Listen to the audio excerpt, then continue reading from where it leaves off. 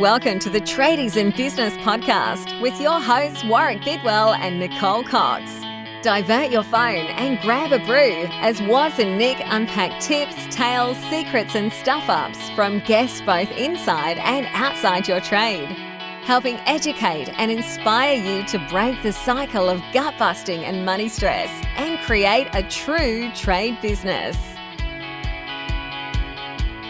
Howdy, listeners to the Tradies in Business podcast. How you doing Good morning, good afternoon, good day, good evening, good night. How was your day? Buongiorno. Ciao. My day was good. Oh, no, hang on. It's not done yet. I caught you there. How are you, listeners? Whatever you're up to, I hope it's going all right for you. And if it's not, I hope you listened to our episode on Friday and that you're taking ownership of the fact that it sucks. Well, I'm having a good day. You love Mondays. I do love Mondays, actually. I really enjoy Mondays. I like that we start with the toolbox talk. Gets me up and out of bed and enthusiastic, and I have to be energetic for everybody else. I love it. You're all revved up after that. I am, and then we lead into normally a drawing board session and then the radio, and it's a busy day Mondays. I love them. So you wouldn't have a chance to get Mondayitis even if you did, which I know you don't. No, I don't, and I can't because there's too much going on. Maybe that's a good antidote to Mondayitis, is just stack your Monday full of stuff. It Good works stuff. for me. Productive, really important stuff. Stuff that gets you excited about your business. That's what Like Monday's about. like updating your cash flow forecast. I actually enjoy doing that. I'm sorry. I'm one of those weird ones. I am somebody that used to wake up at 3 a.m. worried about what that might look like, but now I don't mind. Well, it's all part of planning. We talk a lot in the toolbox talks that we do with our trade desk members, and also just generally about planning your week, planning your month. We've got our TIB158 coming up on the 18th of September, which is to help you plan your next quarter. So the last quarter of the calendar year, second quarter of the financial year. Whichever one makes you feel better, you're either halfway through the year or you're about to come to the end of it. So whatever works for you there, listeners. But planning is a really important part of I guess staying closer to the course that you'd like to be on. We're never fully on the course. We're certainly not on it all the time. We sort of crisscross past it. But cash flow is one that's really great to do early in the week and just get a sense of where you're at. Now, if that's really crappy and you're in a deficit and you're flogging your way out of the weeds, then better to know how far from the track you are than to just be wildly thrashing around hoping that one day you stumble across the path of positive cash flow. My way of thinking on this and what we have seen work time and again for our members and our clients, Coxie, is the better we get at actually quantifying where we are at, so measuring where we're at, the better we can actually make decisions to move us closer to the right track. I've spoken about this on the podcast and on the blog and in the group before. I was the classic avoider of looking at the cash flow. I mentioned last week about the blind days when the bookkeeper came to visit. Terribly, they were every quarter. And I hated it because I knew it was going to be in a deficit. I knew it would be wrong and I would be frightened about what that might look like because I didn't really understand what was coming either. I didn't really have a grasp on what my income might be for the next month or two. I was just flying blind, or we were flying blind in our business. And it was somebody gifting me a pineapple that made me realize I needed to understand what that looked like so that I could plan. And I don't know how to express the freedom that came even with that bad news. It wasn't good news. But the freedom that came with that, because I was able then to plan for the dips that were coming, meant that I didn't have to wake up at 3 o'clock in the morning. I was able to sleep more thoroughly, hence more energy during the day to actually find the work or look at the cash flow or figure out ways in which to save money, whether it be on materials or my other expenses in the business. All of that came from just making the brave step to look at least weekly at my cash flow. And I don't mean look in the bank and scratch my head and worry about whether the invoice has been paid or not, or can I get another invoice out in the next week or two.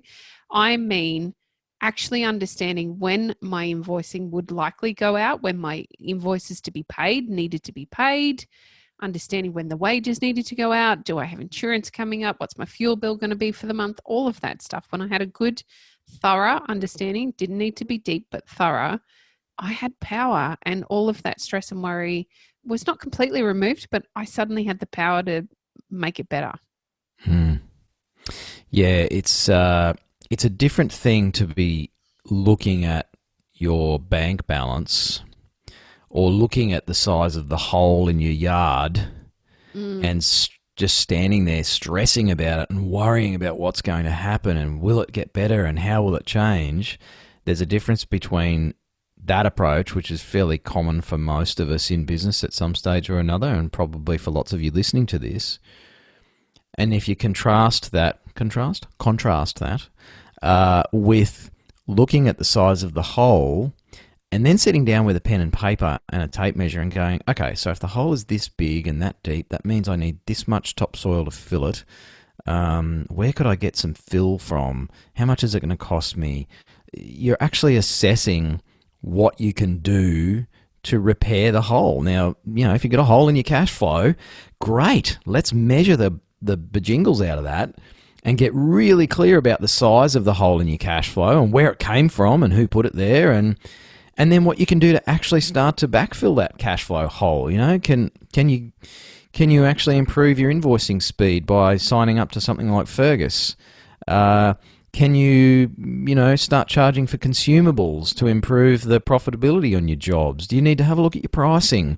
Is it because you're not tracking productivity with your team members and you're paying out all this money in wages and you don't actually know how productive they are? That's where you can start to dig into some of these things and figure out, okay, well, how did we end up with this cash flow issue in the first place? And that's going to help lead you to what can you actually do about it. And we're doing a webinar at the end of this month, Coxie. Just by happenstance. That's happenstance. Using all the big words today. Wow, look out.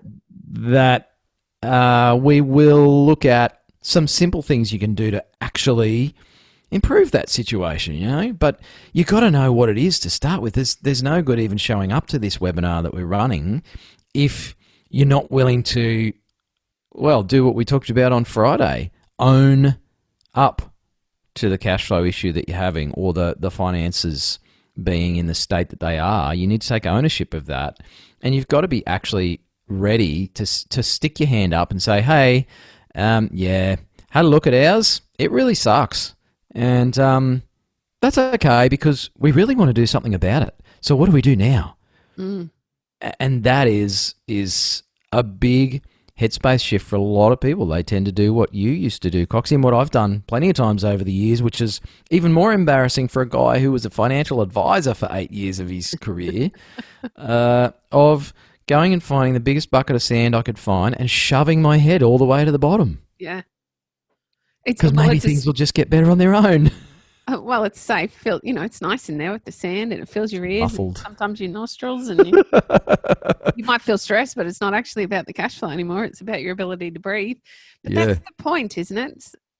I guess it's making a choice which stress you want to feel. Do you want to feel continually stressed about the fact you don't have a clue what's going on with your cash flow? You don't know if there's going to be enough money in the bank to pay the wages at the end of the month or the invoices at the end of the month? Or do you want to actually look at it, choose to feel stressed about taking a look at that and understanding, okay, there's a hole. I'm now going to choose to look at getting some extra work in or reducing my costs in the business so that I can start to fill that hole and avoid it. And better still, fill the freaking hole forever so you don't ever fall into the same hole again. There'll be other holes that come up, but because you're looking forward, you'll actually get to see the pothole before you fall into it. Correct. No more swimming pool holes for you, ladies, when you start to predict your cash flow.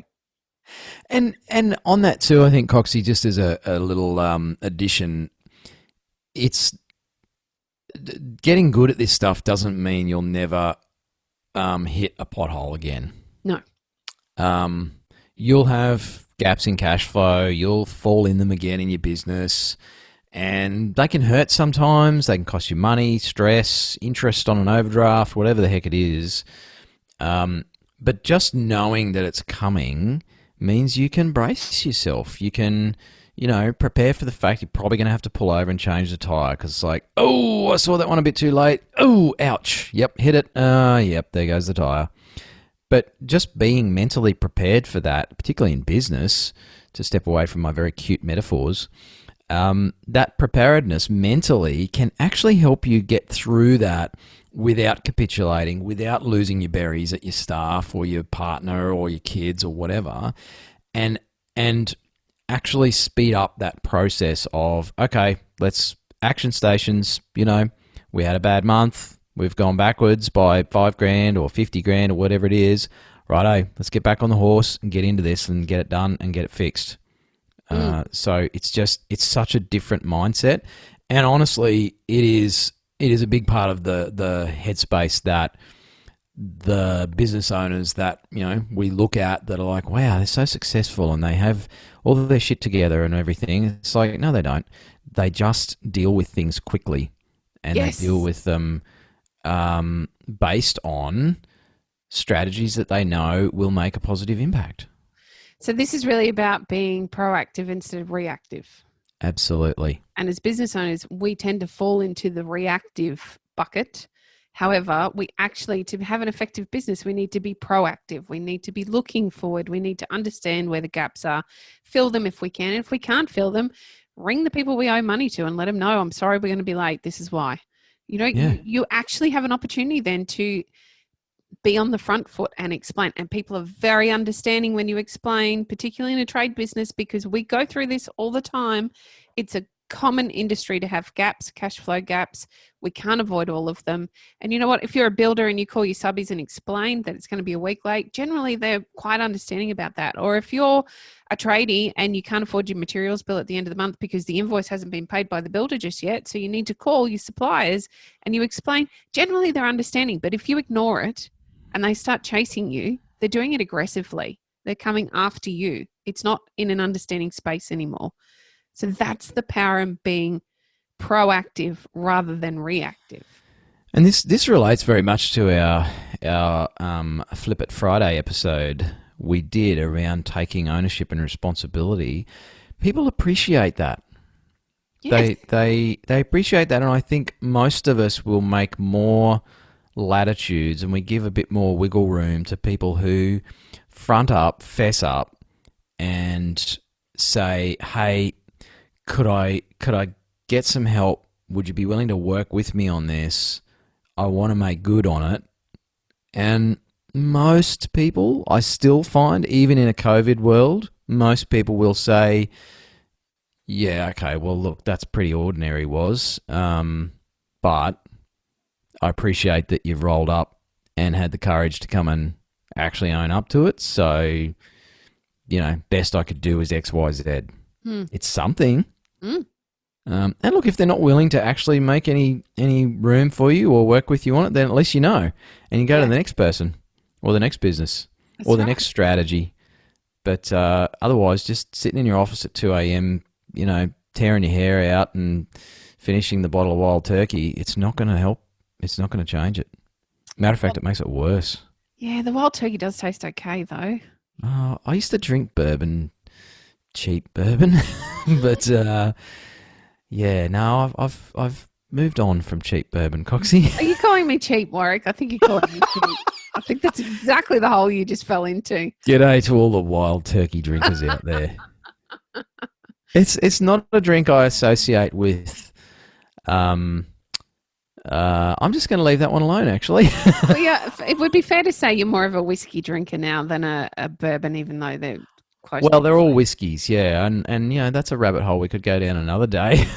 I would like to do a whiskey episode. Thank you. I do really enjoy. I enjoy all whiskies actually because, like wine, there's reds and whites, and then within those there's a bazillion different varieties. And whiskies can be quite like that, Coxie. But no, I'm not really a fan of wild turkey. I don't mind a bit of American whiskey, but I'm definitely a single malt Scotch kind of a guy.